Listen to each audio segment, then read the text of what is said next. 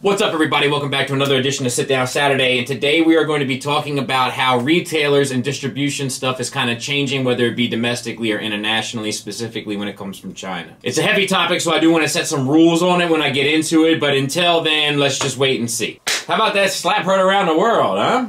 Bloody dude was a smack daddy. Anyway, as usual, I like to do a little bit of housekeeping. Honestly, not much. I thought it was going to be a lot more, and it's not much. On the Fans Toys conversation, there was one person that said, in regard to intellectual property, oh, I'm so glad that murder isn't murder until the court deems it so, if only our judicial system could catch up. And of course, they're trying to be sarcastic and funny about it, but the truth is that they're kind of right by accident. I know they meant to kind of be ironic, but ironically, they're right. If you were looking at something like that from the outside, you might swear it's murder. But until it goes to case, into trial, where you might learn that it was self-defense, you might learn that it was manslaughter, you might learn a number of different things, it's hard for you, or me, or any other keyboard lawyer to deem it as such. That is kind of how that works. But for the most part, even people that disagree seem to kind of disagree respectfully and have their sort of moment to kind of give their examples and seem to appreciate the content. So I think it all worked out. Some of those topics I get a little concerned about. And outside of that, I don't think there's anything else to report. I hope that you enjoyed my little April Fool's joke with the Cribs edition with Jisk. I shot that back in October, and I've been kind of holding on to it for April Fool's. So, long time coming, but it has finally come to pass. And for those that are new here, I have done actual Cribs videos of showing people's collections, so feel free to check those out. And with that being said, let's get into this. And what this is really about is the growing trend of people in the West, whether it be America, Canada, the EU, or England specifically. It may be other places as well. I just don't have those connections as often or as frequently. Increasing their purchases from retailers in China, whether it be Shouzi or there's a few others as well, because in some cases they're getting it faster. I have heard from some people that that's not the case, but I think most notably that they are cheaper. Now, I'm not talking about the Taobao stuff and that kind of stuff. I'm talking specifically from sort of retail stores. Online, of course. And I want to make this very clear before we get into this. This is not a story with villains and heroes. I think that most of the motivations in this conversation are easily explainable and understandable. This is not about pointing fingers, it's not about casting blame. It's about having a discussion about something that I think is going on. Can't necessarily prove it, but I think I have enough evidence to at least make a case. But I just want to be clear that I don't see anybody as the bad guy here, or the good guy. I just see it as people kind of doing what they would do in any given circumstance. That includes retailers making decisions regarding their profit margins. It includes people making decisions regarding their purchases as a customer. It includes other retailers feeling like they're being edged out. Like, I think that all of the feelings, motivations of everyone is completely understandable. It's just to have something to talk about, and I think it's worth talking about. So why are these prices lower in China, right? I think it's for a number of reasons. So to get started, obviously we've been seeing price increases across the board, right? And we've talked about this in some previous videos, so I suggest if you need a refresher to go back and hit shipping price increases video and the toy pricing increase video, both of which ultimately play a factor in this as well. And I'm not going to waste too much time repeating myself. However, we do have to talk about shipping just a little bit and some of these other components, but it'll be briefly. But I do want to start with some hidden fees. And hidden perhaps is a bit of a strong word, but a lot of different countries have import fees and taxes associated with receiving products, often from China, but it can be anywhere. And we're going to start here in America with the port maintenance tax, also known as the harbor maintenance tax. This, as this slide says, is the money charged by the federal government for bringing foreign goods into the U.S. It's largely based on the value of the product, and is paid pretty much on all ocean shipments at 0.125% of the value of the goods. So not a huge fee, but just another fee that's going to factor into the overall price. It's another fee that you have to pay for. It becomes a bit more intense if you're buying large quantity of things, if you're going to be a retailer here, versus if you're just buying for your own personal collection. Now, the merchandise processing fee is paid on all shipments at 0.3464% of the value of the goods, so even higher. However, in this circumstance, I can imagine, once again, imagine, don't know for sure, that a U.S. retailer could eat that charge. Because at the end of the day, the U.S. retailer still has to stay competitive with its Eastern counterparts in an attempt to keep customer loyalty here domestically. If I were to play devil's advocate to the price increase, or the price difference, I guess I should say. There's other fees associated, of course, the tariffs as of late. It's kind of hit or miss on what that hits. And there are some exemptions, but our toys, unfortunately,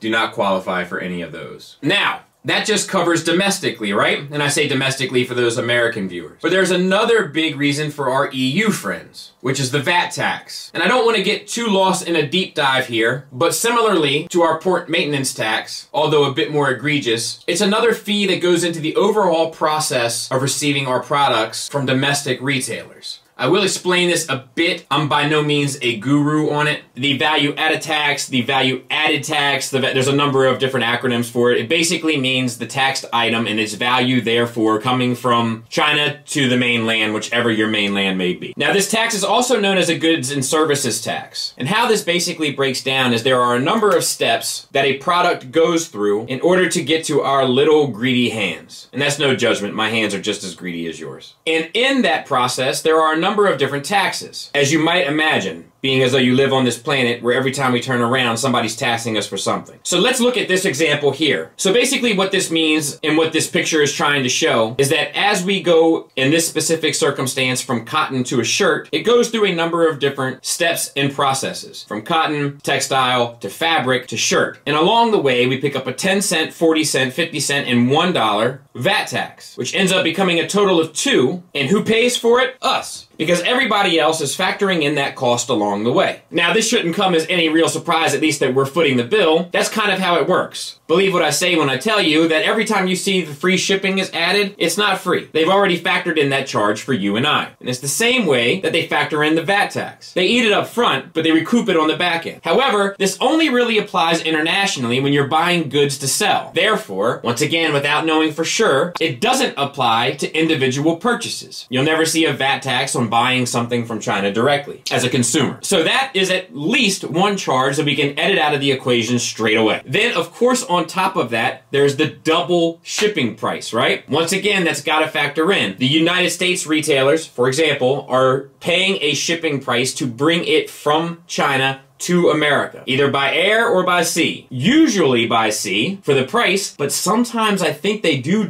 it by air. Do it. I always hate when I have to say that. Once again, for speed and efficiency in an attempt to be first to market, right? Because as we all know, being first to market, specifically in this game, where whether you're a reviewer, a store, a customer, or your average Facebook group monitor, being first to post is always a big deal, for better or worse. So sometimes that could give a United States retailer a competitive edge. Now, the way that many United States retailers have to order this is through a middleman that deals directly with third-party companies. Not all, but many. And there's a fee involved in that as well. So now we have a tax fee, a shipping fee, and a middleman fee. While we're on the topic of middlemen, there's also middlemen in the freight and shipping areas too, commonly called freight brokers, who are sold the rates, mark them up, and bring together multiple customers to make smaller shipments as one big shipment. We talked about this a bit in the shipping video, so I don't want to get too redundant. But in order to be compensated, these brokers will mark up the rates. And brokers themselves might even work with other brokers, ultimately mean an increased cost in shipping. And when they do this, when they collaborate, they end up settling on what's called a freight forwarder, who arranges the shipping of freight for their customers, and then go a step forward. They perform assembly and consolidation services, they book cargo space with the ocean or air provider, and negotiate rates for transport. So once again, typical business, more hands in the pot. Whereas if we take an Eastern competitor, they don't have to worry necessarily about the middleman.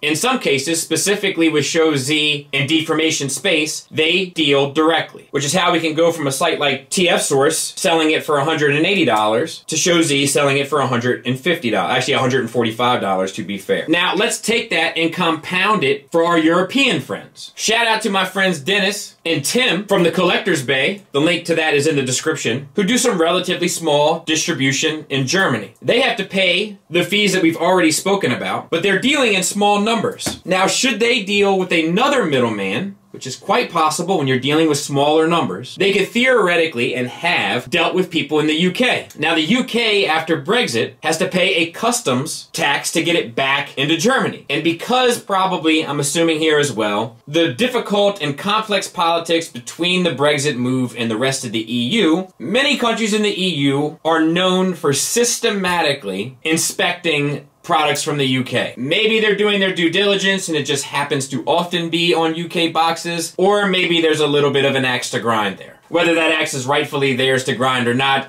is not what this discussion is about, and I have no interest in it. But it's still another fee that many retailers that deal in this kind of stuff have to consider, along with custom fees, which we haven't really talked about, but that's another fee that kind of plays into this. And certain places have import taxes based on those customs, but a lot of that is based on what appears on the package. For some of my Canadian friends, you may know that sometimes you have bought something from me, be it a blanket or a print or something, and I have valued it at a far lower price than what you had to pay for it. My intention there is to help along with the custom fees. But I'm not sure that all companies want to do that. However, I have heard that some do, but I'll leave that out of here. If you remind me on Patreon on the next Zoom meeting, I'll bring it up there, or allow one of them to do so. But let's stay on target with pricing and give another example. The Fans Toys Dinobots, in some cases, can come in at about $100 less. Soar is on BBTS right now for $294, whereas Show Z has it up for $189. But let's analyze the politics of that a bit. Because the simple answer to say is, well, don't carry Soar, right? That's not really how this stuff works. And it has happened. And I can cite examples. But I'm not sure it's my business to tell. But believe what I say when I tell you that it is plausible that a third-party company could say, if you don't buy X amount of this, you will not be welcome to X amount of the next figure or the next figure. And it's not to say that it's extortion, but it is to say that they can pick and choose who they do business with based on the strength of that business. So if I'm a small-time retailer,